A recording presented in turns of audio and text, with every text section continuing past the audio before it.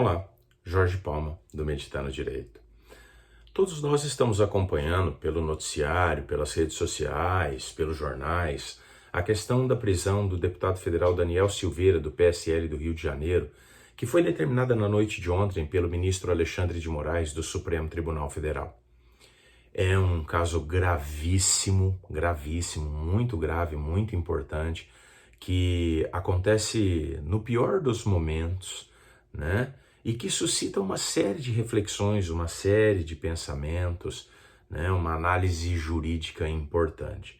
De fato, vários alunos já me questionavam hoje pela manhã se isso realmente pode, se não pode. Então, vamos analisar um pouquinho essa questão.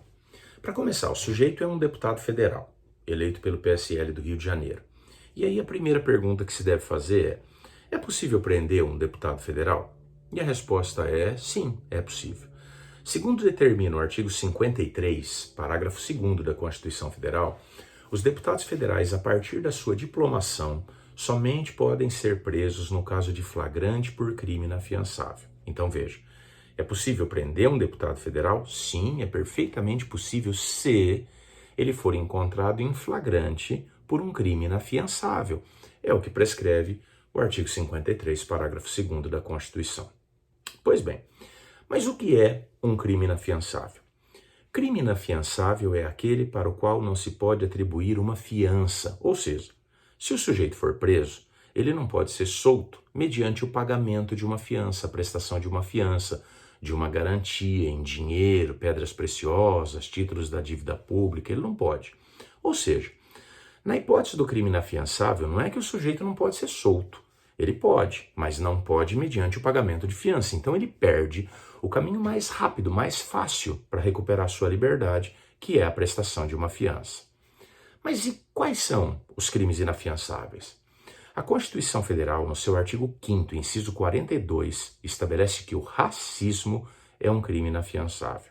E nesse mesmo artigo 5º, inciso 43, a Constituição determina que a lei trate como inafiançáveis os crimes de tortura, tráfico ilícito de entorpecentes e drogas afins, de terrorismo e os crimes hediondos. Então, numa leitura da Constituição, são inafiançáveis os crimes de racismo, tráfico, tortura, terrorismo e crimes hediondos. Pronto. Esses são crimes essencialmente inafiançáveis. Bom, para prender o deputado, é preciso que ele tenha sido flagrado na prática de um crime inafiançável. Vamos analisar o que o deputado fez. O deputado divulgou nas suas redes sociais um vídeo lá no YouTube, onde ele faz graves acusações, atinge a honra, a dignidade e ameaça ministros do Supremo Tribunal Federal. Ele cita o nome dos ministros, ele mencionou Edson Fachin, Alexandre de Moraes, Luiz Roberto Barroso, Gilmar Mendes, Marco Aurélio e Dias Toffoli. E depois, no segundo vídeo, quando a polícia já estava lá para prender ele mencionou também o nome do ministro Ricardo Lewandowski. Então ele agrediu a honra, a dignidade, ele fez ameaças a esses ministros e ele também fez apologia do AI-5, Ato Institucional número 5, que foi o mais terrível, mais violento e grotesco ato da ditadura militar no Brasil. Pois bem, isso não se encaixa em nenhuma daquelas hipóteses de crime inafiançável que nós acabamos de ver. Racismo, tortura, tráfico, terrorismo, crimes hediondos, não entra em nada por aí. O que então o deputado fez?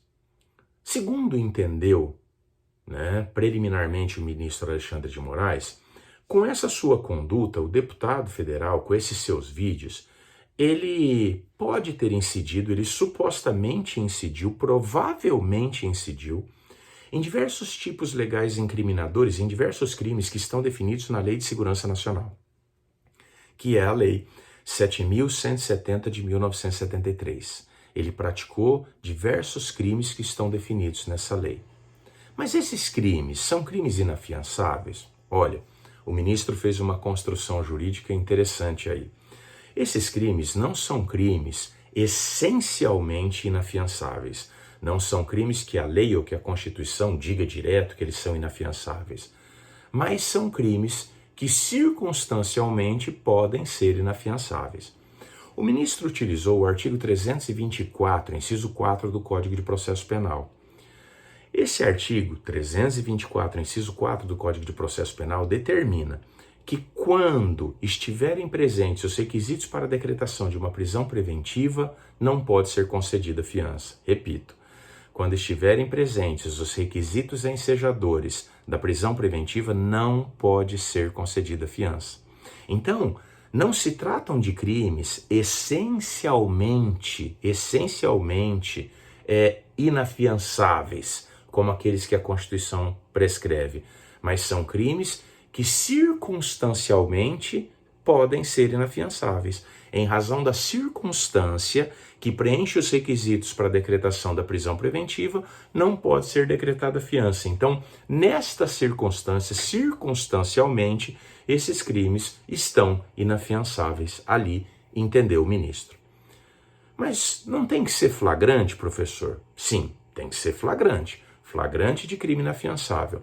Mas olha o raciocínio do ministro, que é também muito interessante. O ministro entendeu que, como o deputado gravou o vídeo e colocou nas plataformas, colocou nas redes sociais, esse vídeo está lá permanentemente à disposição de quem quiser assistir. Então, o crime se torna um crime permanente. Crime permanente é aquele cuja consumação se projeta, se prolonga, se protrai no tempo.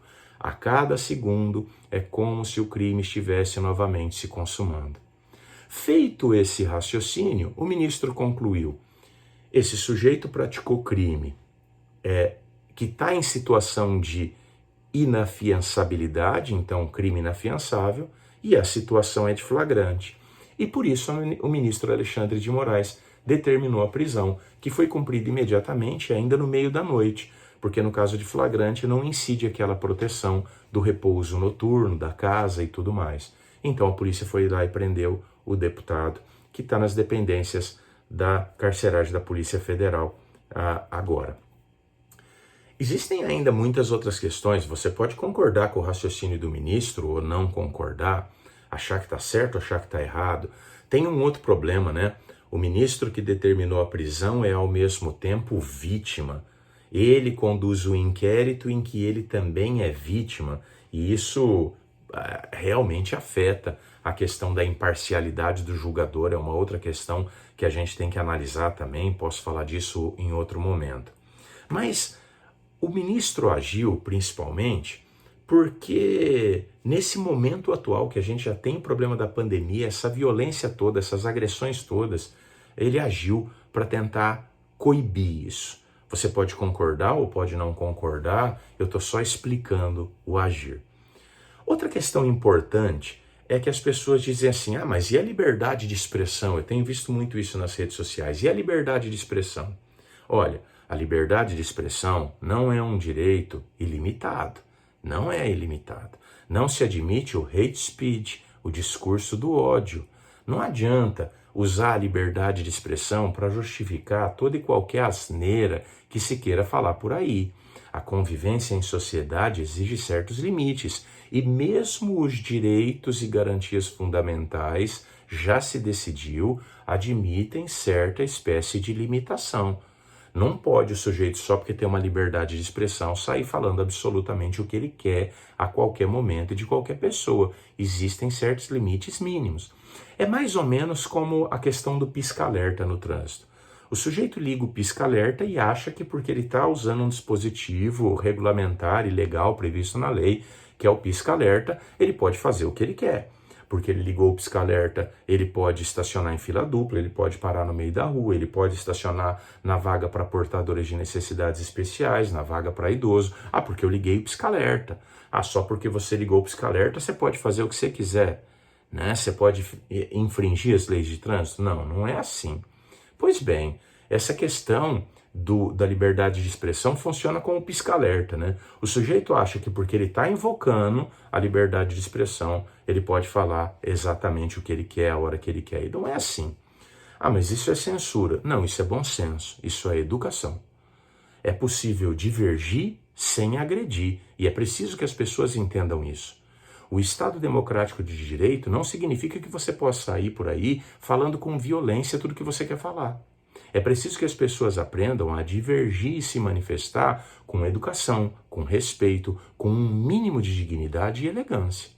Tudo bem, há certos momentos em que talvez seja necessário numa discussão alguma coisa, elevar um tom de voz, falar alguma coisa, mas não é sempre. Não é sempre. Isso é raríssima exceção, raríssima exceção. Então, o sujeito bem poderia ter ido lá e feito um vídeo fazendo críticas aos ministros do Supremo Tribunal Federal que não são incriticáveis, não estão acima disso, nenhuma autoridade está, mas é preciso falar com um mínimo de educação e respeito. Até porque se trata de uma figura pública, de um deputado federal.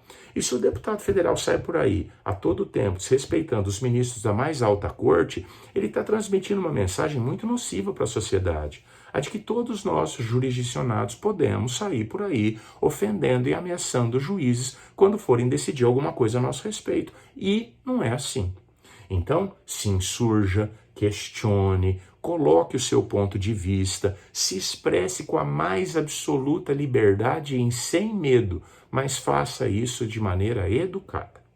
É preciso refletir antes de falar qualquer coisa e sempre, principalmente de quem se tornou figura pública ao se eleger um deputado federal.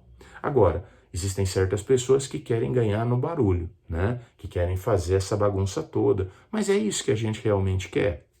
É isso? Porque, né? Veja, por exemplo, até o Big Brother. Saiu o sujeito porque fala o que quer.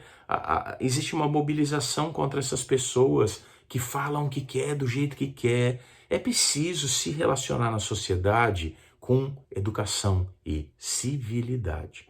Mas está aí algumas explicações para você refletir se você concorda, se você discorda. Lembre-se sempre, é possível divergir sem agredir. Pessoas inteligentes e educadas divergem sem precisar agredir os outros. Quando chega a agressão, comprovadamente você já está sem razão. Beijo no coração.